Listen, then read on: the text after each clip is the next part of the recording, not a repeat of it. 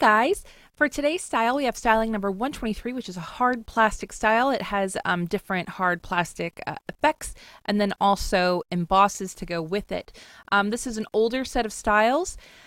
So that means you're especially going to be able to use these with your older programs if you have like a older CS, but they work, of course, all the way through. So I'm just going to jump right in. So what I have here is an element from a kit. This is from Whole Foods, which was for SOSN yesterday. I'm just going to paste it into this document here. It's just a 12 by 12 paper. Now the effect of this element is like a hard plastic. This one's not so glossy, but you can see here there's like a bevel and in depth and whatever. So we're trying to replicate that effect maybe with text or whatever. Or let's say we like this element, but we want it in different colors. And let's say you want the heart to be red and whatever, but you like the look of this. So I'm going to use this as a way to show you initially how you would use these styles. So I'm just going to go ahead and duplicate the layer here. If I was building another element off of this element for my page, or for a page, I should say. First up, I would use my select tool to select out, and I'm going to try to be a little more choosy, so I'm lowering my tolerance. I'm selecting out the heart first, all right? I'm just copying and pasting it directly. So you can see there, so here's the heart. And now the background, it's not going to matter that the heart's still there because I'm just going to color over the entire thing. So I'm going to go ahead and do that. I already have some styles here of color, so I'm going to just do a color overlay and rasterize that layer style. And then we have our heart, and I want this to be its own color too, right? So I'm going to go ahead, do a color overlay on that and rasterize it. Okay, so where are we going from here? Well, that's where our styles come into play. So whenever you use a set of styles, your background piece, you're going to use one of these hard plastic styles. I'm going to use the smaller one, and oops, I have the wrong layer selected. I'm going to use this one, and you see there it makes it a glossy, there's this very light overlay. It's very pretty. If I do say so myself. And now I'm going to take the heart and I'm going to duplicate that layer. Now the reason why we're doing that is because I'm going to apply one of the hard plastic styles to the top duplicate, like if I wanted it to be really poofy or less. And then the bottom duplicate, I'm going to go ahead and do the emboss. And I could just go through there until I have the one that I like. And then I've created a new element. Now there's a little bit of a jagged feel right there, so I could always just take a paintbrush to that initial layer and then duplicate it to smooth it out if you wanted to. I have an action I use that smooths out edges. I know I have that in some set. It's in one of my styles. I think it's in with the very popular rubber styles is a smoothing sort of effect. So you can see there what that did. So now we've taken this element and we've created a whole new element using the heart and the shape to create a similar effect. And the fun thing about this, especially because we have the bevel and everything, is if I went ahead and I took another layer and just clipped it to it, so Control G or Control Alt G, depending on your program, or yeah, Control Alt G, you could just fill in different colors. So if I wanted the background to be a hot pink and I wanted the heart to be a lighter pink or a gray, we could use the gray here. There's just you can just do a bunch of different ways of doing that. So that's the initial part. Now you can get as detailed as you want. Like I did this with two colors, so like the blue and the white, meaning if you were putting this together, there's two pieces. But if you want to get more complex, you definitely can do that. So I'm going to do this with a title. So let's go ahead and we'll play with a title of our own. Let me pick a font that I think will work clearly for us today. I have so many fonts that when I start to load it, my computer's like, what is happening? I think I need to go through and clean up a bit. Fonts, what would we do without them? All right, this is Blessed Script. I think this was a freebie on Design Cuts. Anyway, I'm going to use the word smiles because who doesn't love smiles? And I need to format this so it's not all uppercase. All right, So you've probably noticed I've been using this font a lot. You know what happens? Like you find a font and you just really like it and you find yourself just wanting to use it constantly.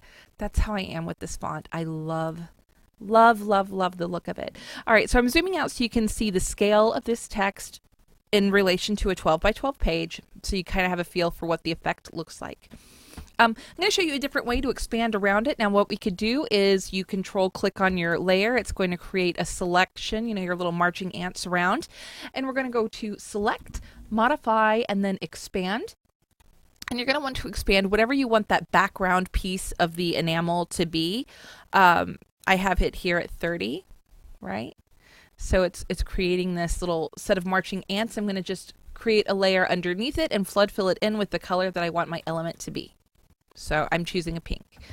And so we have that base ready, and now we have the text ready as well. Again, you duplicate that upper one because we have the bevel, right? We're having a bevel there, and then we also are using an emboss. And then for the background layer, we're just using one of the bevels, and then we have our new element. It's pretty easy squeezy. I'm going to use a smaller emboss. But there you go. So that creates our little hard plastic. That's how we would do a title. You know, if I go ahead and merge the layers together so you can see, and I'm just going to throw a style or a shadow style on here so you have an idea of what that looks like. So that's how it would be on a page. That's pretty easy, right?